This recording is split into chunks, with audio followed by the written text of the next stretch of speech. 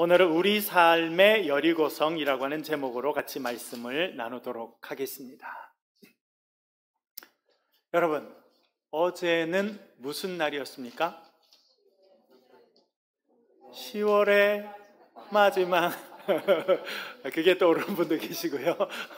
또 무슨 날이었습니까? 어제는 종교개혁 503주년 기념일이었고, 어제 제가 저녁에 저희 아이를 데리고 운전해서 가는데 뭐가 보였을까요? 블루문. 좀 전문 단어가 나오네요. 블루문. 어제 보름이었어요. 그런데도 보름 중에서도 아주 크게 보름달이 보이는 그런 날이었습니다. 어제는 종교개혁 503주년 기념일입니다. 저는 목회자의 한 사람으로 참 의미 있게 다가온 그런 날입니다. 종교개혁이 일어난 지 500년이 되었습니다. 이제 또 다른 종교개혁이 있어야 될 순간에 서 있다고 많이 느낍니다. 내일도 제가 우리 그때 교단 대표로 프랑스에 가서 프랑스 개혁교회 교단 목사님들과 일주일 세미나를 한 분들이랑 같이 모여서 저희들이 또 1박 2일 세미나를 같이 하려고 합니다.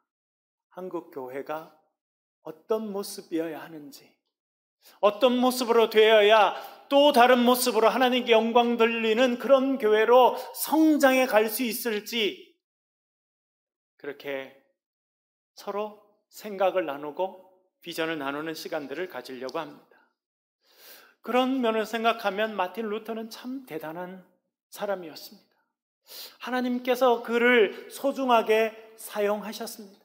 하나님의 몸된 교회, 그리스도의 몸된 교회였던 가톨릭 교회가, 로마 교회가 하나님의 말씀에서 떠나게 되었을 때 하나님의 말씀에 서서 교회를 향해서 예언자의 목소리를 발했습니다. 그 결과는 파문이었습니다. 목숨을 내어놓는 일이었습니다. 어렵고 힘든 일이었습니다. 그를 죽이기 위해서 얼마나 많은 사람들이 일어났는지, 그런 도망자의 신세로 오랫동안 살 수밖에 없었습니다. 그런 하나님께서는 그를 통해서 교회를 새롭게 하시고 인류 역사를 새롭게 하시는 위대한 일들을 이루어 주셨습니다. 이런 말이 있습니다. 종교개혁은 마틴 루터를 통해서 시작되었고 잔 깔뱅을 통해서 완성되었다. 그런 말이 있습니다. 이 루터와 깔뱅을 비롯한 많은 종교개혁자들이 외친 세 가지의 표가 있습니다. 첫 번째는 화면을 보여주시고요. 오직 은혜입니다. 따라해 볼까요? 오직 은혜. 이분들이 외쳤던 말은 솔라 그라치아인데요. 오직 은혜로만 구원받는다는 거예요.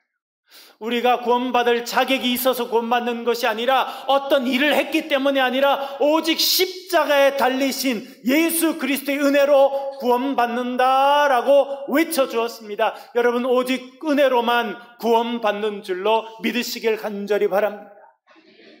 두 번째가 있습니다. 그것은 오직 믿음으로입니다. 따라해 보겠습니다. 오직 믿음으로. 솔라 피데.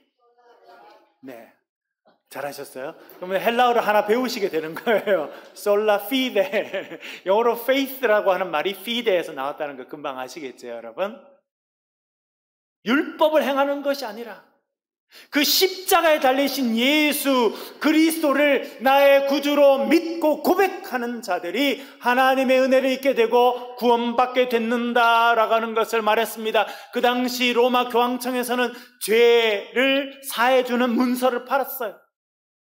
면죄부라고 하는 것을 돈을 받고 팔았습니다. 돈을 내고 그 문서를 사면 죄가 없어지고 연옥에 있던 영혼이 천국에 들어간다. 그렇게 거짓말을 가르쳤습니다.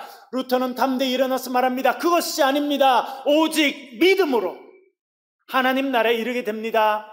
외쳤습니다. 세 번째, 오직 말씀으로입니다. 따라해 볼까요? 오직 말씀으로.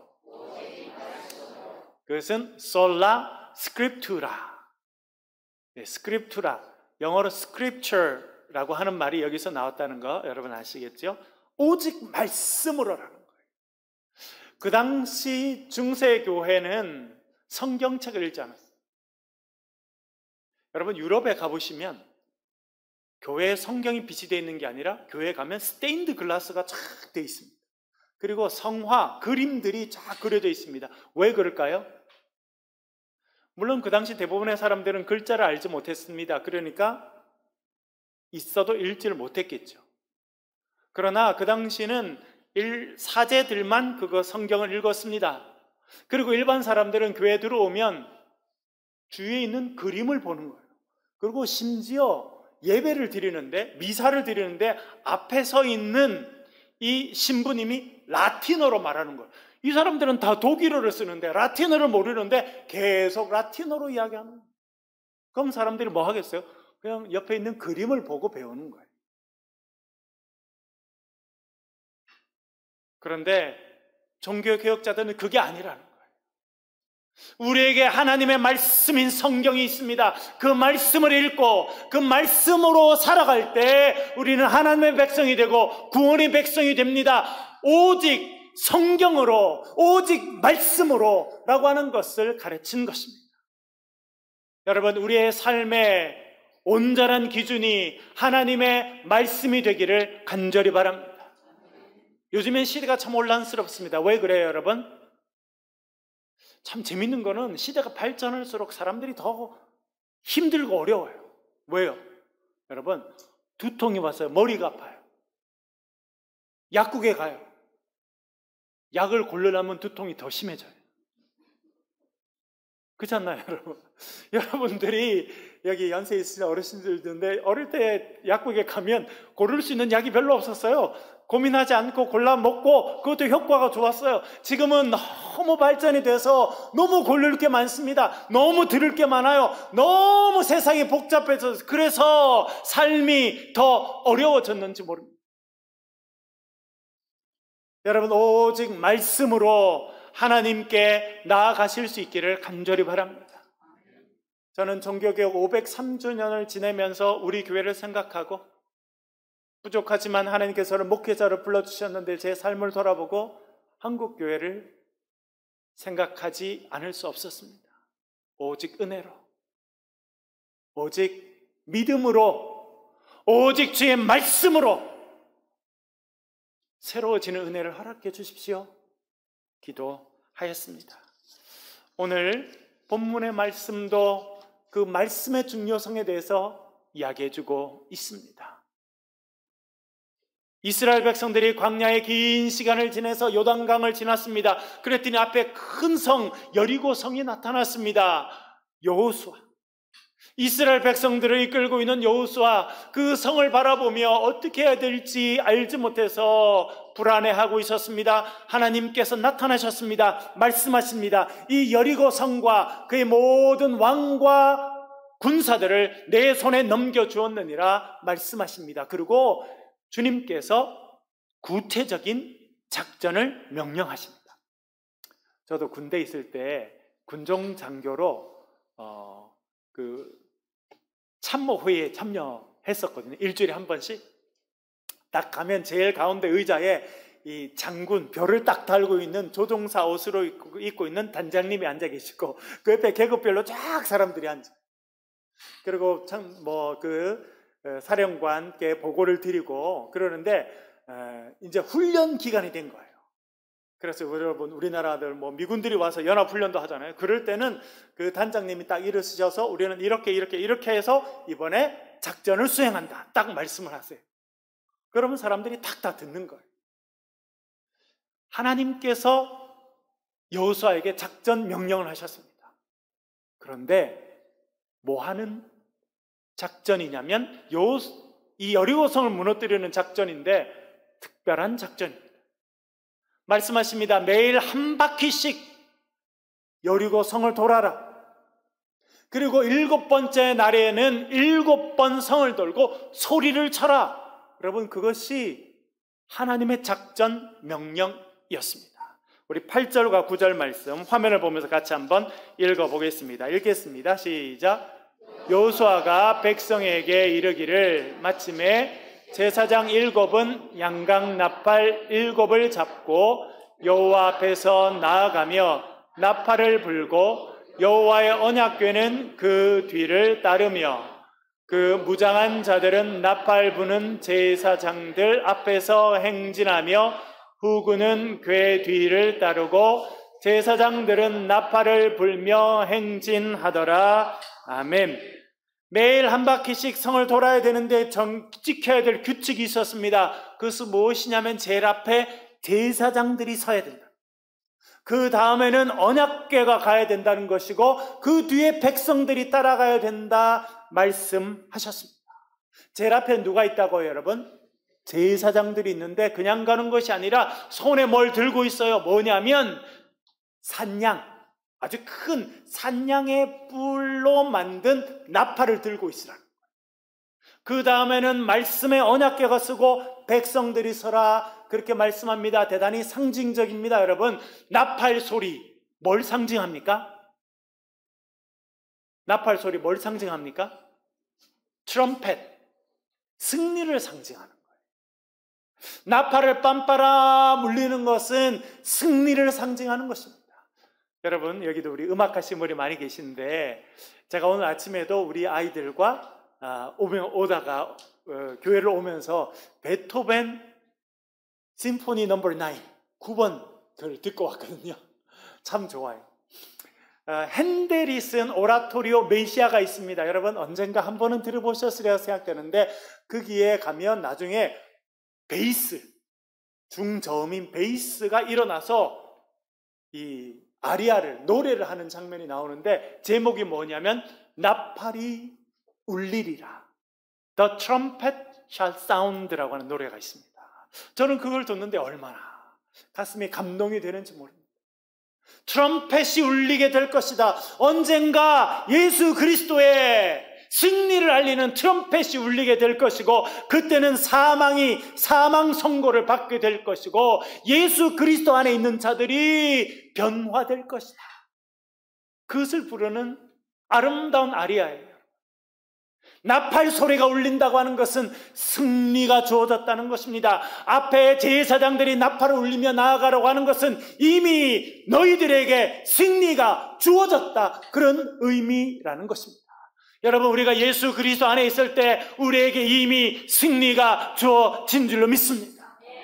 하나님과 동행하면 아무리 큰 여리고 성이라 할지라도 우리가 승리하게 될 줄로 믿습니다. 그것을 말해주기 위해서 제일 앞에 제사장이 쓰고 그 제사장들은 나팔을 울리라 말씀하고 있는 것입니다. 이 제사장 뒤를 따라가는 것이 있습니다. 언약궤입니다. 언약궤, 궤지요 여러분. 그 언약궤 안에는 뭐가 들어있었습니까?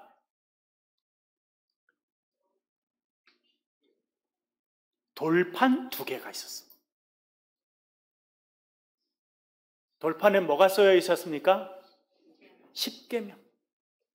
모세가 시내산에 올라가서 하나님께서 직접 써주신 그 10계명에 담겨있는 돌판 2개가 언약궤 안에 있었습니다. 이것은 뭘 의미합니까? 언약궤는 하나님의 말씀이라는 거예요.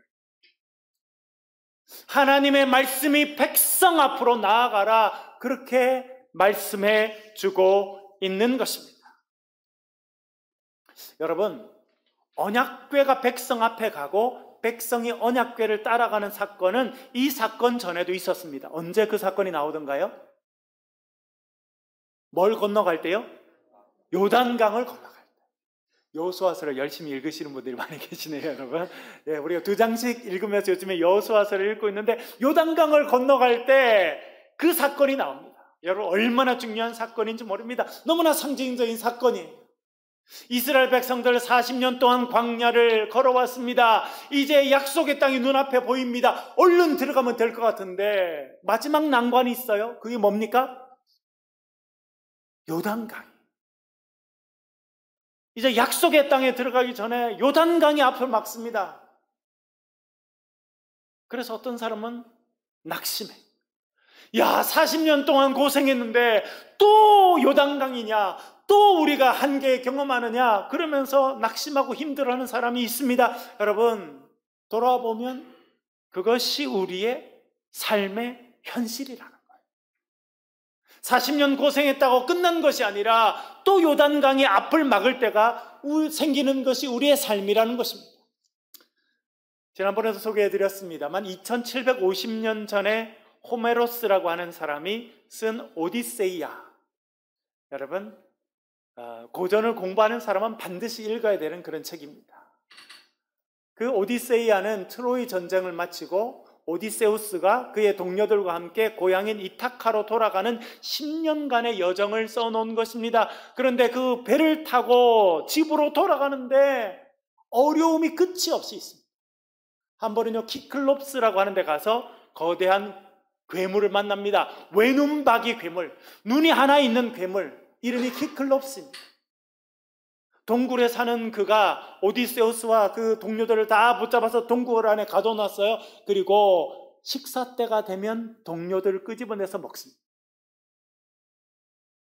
이 오디세우스가 그렇게 동료들이 두고 가는 걸 보고 있을 수가 없어서 큰 막대기 끝을 날카롭게 잘라가지고 그 괴물에게 술을 먹이고, 괴물이 취해서 잠들 때 그 눈이 하나밖에 없으니까 탁 막대기를 찔러서 눈을 찔러버립니다.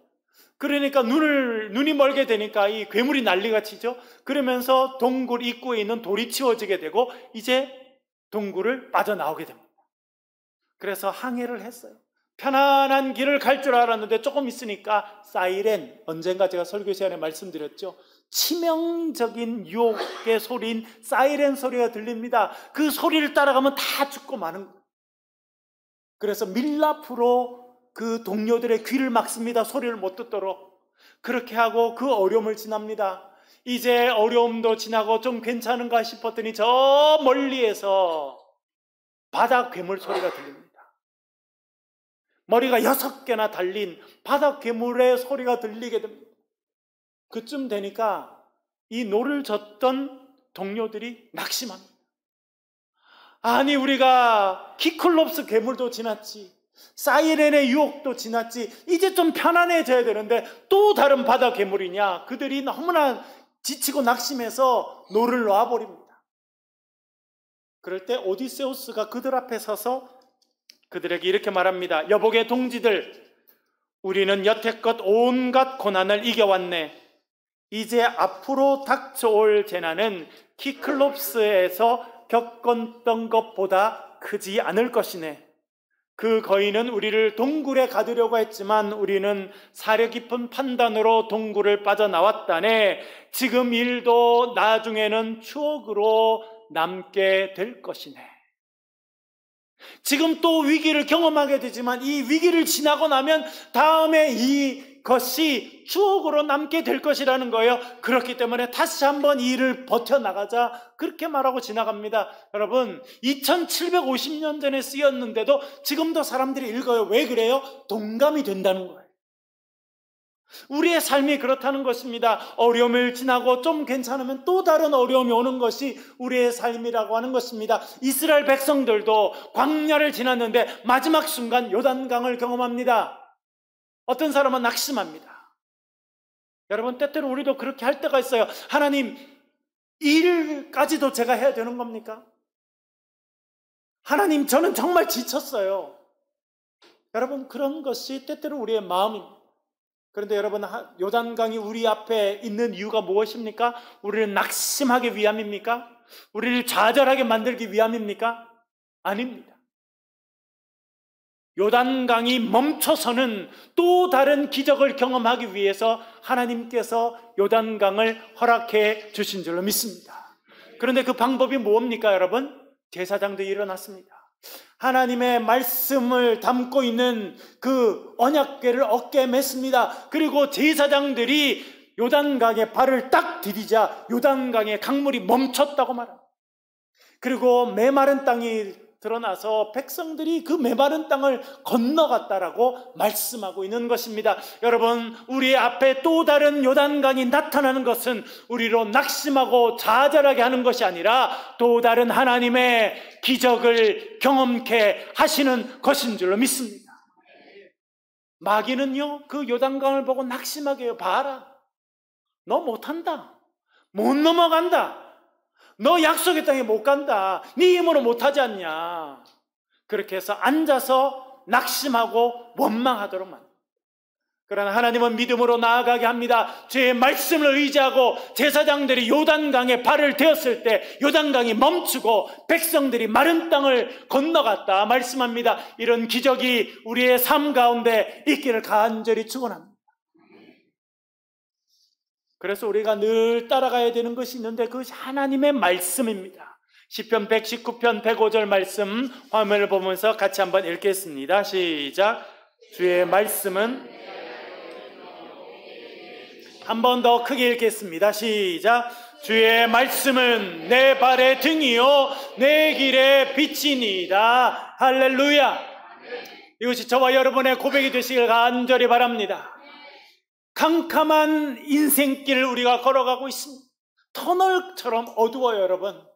망망대해에 떠있는 돛담배와 같습니다. 어디로 가야 될지 알지 못해요. 어디서 바람이 불어오고 어디서 물결이 일어나서 우리의 배가 넘어질지 알지 못하는 인생을 우리가 살고 있습니다. 우리가 의지해야 되는 것은 하나님의 말씀인 줄로 믿습니다. 주의 말씀은 내 발의 등이요 나의 나아가는 길에 빛이니다. 시편의 기자가 고백하였습니다. 우리가 그렇게 고백하고 살아갈 때 하나님께서 우리의 앞길을 인도해 주실 줄로 믿습니다. 여호수아, 그도 참 두려웠어요.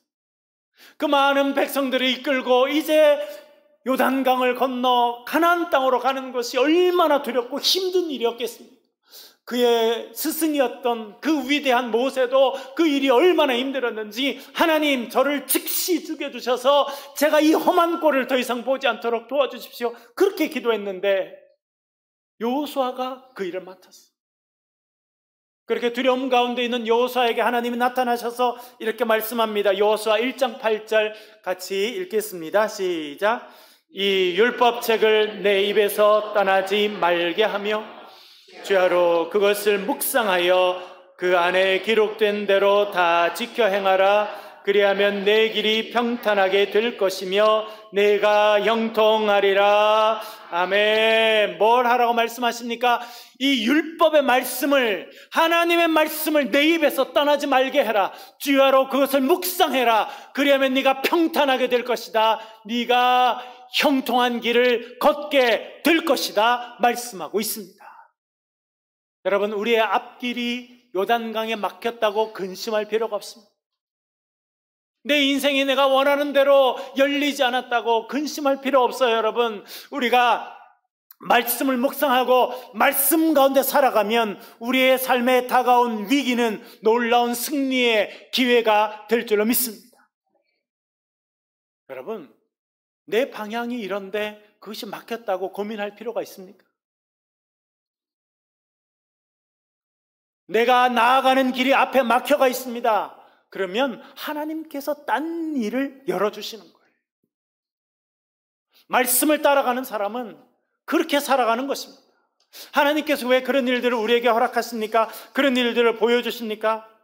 그것은 우리가 나의 지식과 나의 능력이 아니라 오직 하나님의 말씀에 의지하는 사람이 되라.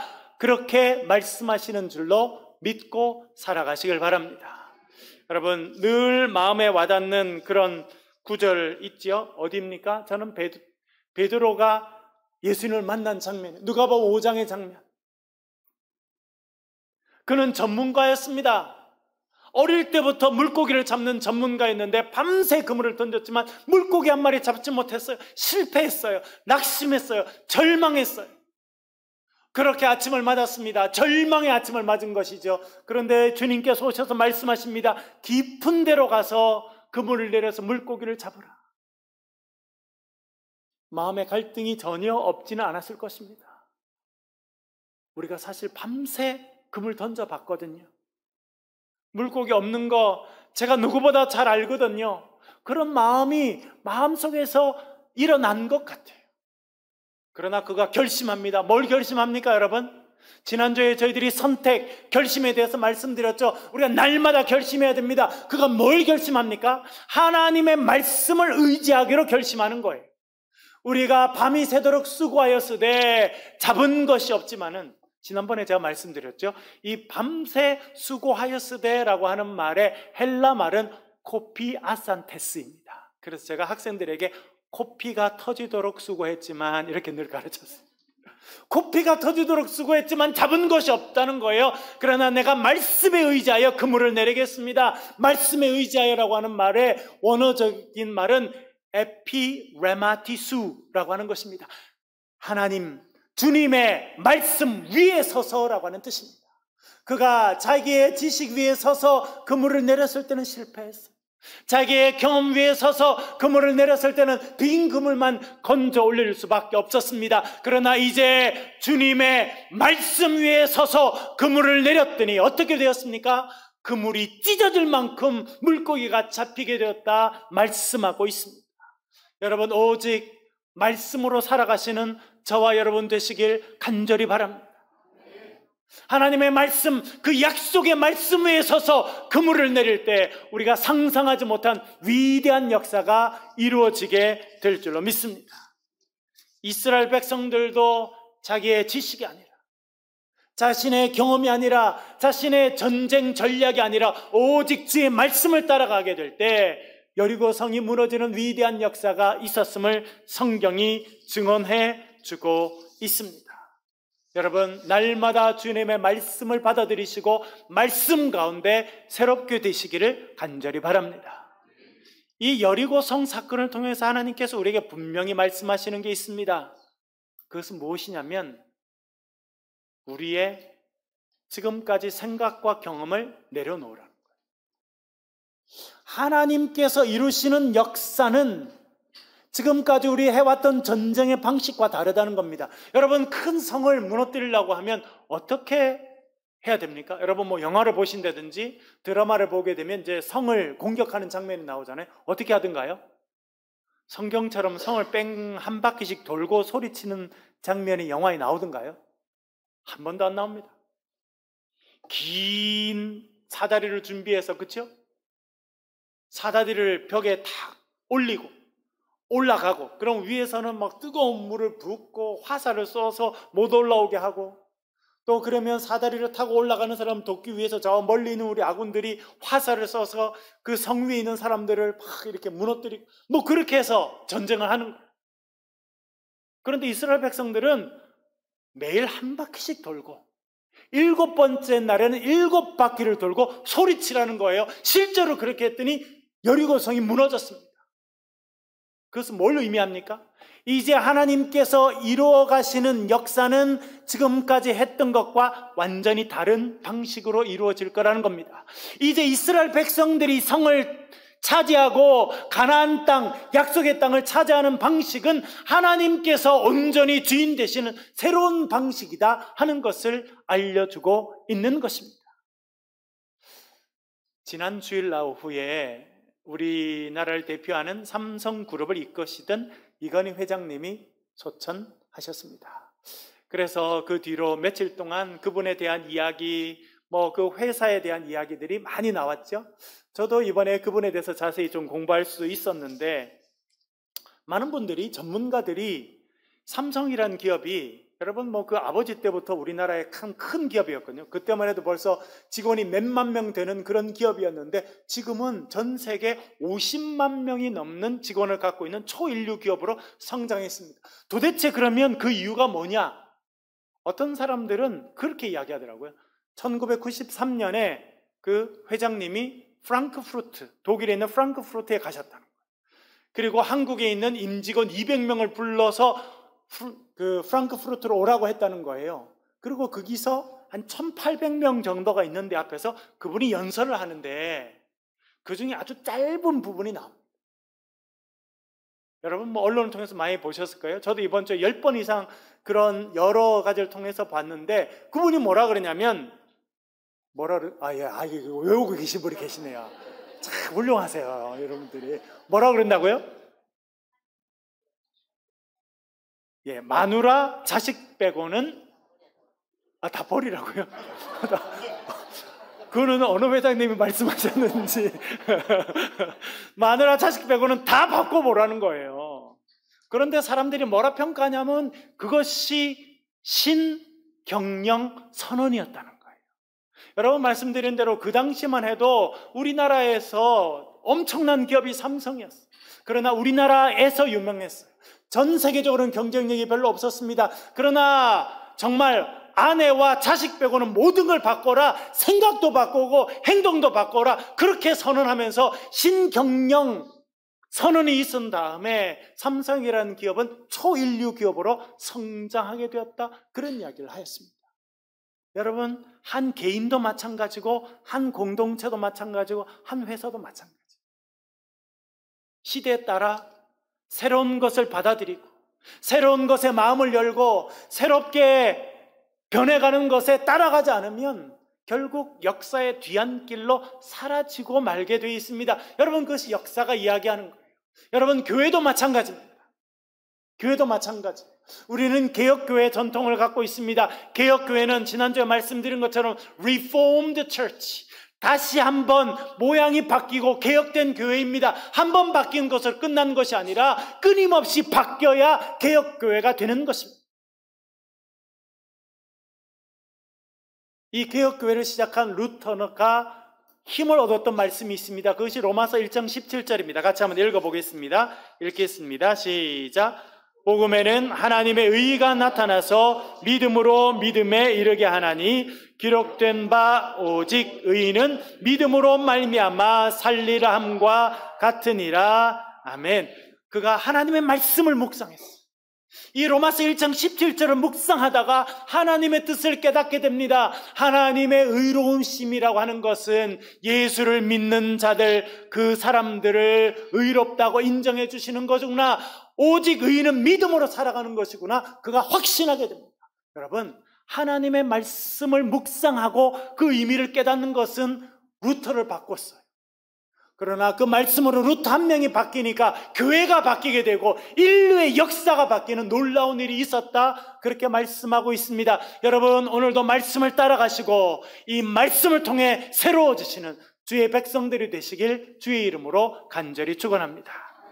우리 한번 기도하겠습니다. 우리 소리를 내서 같이 한번 말씀을 가지고 기도하겠습니다.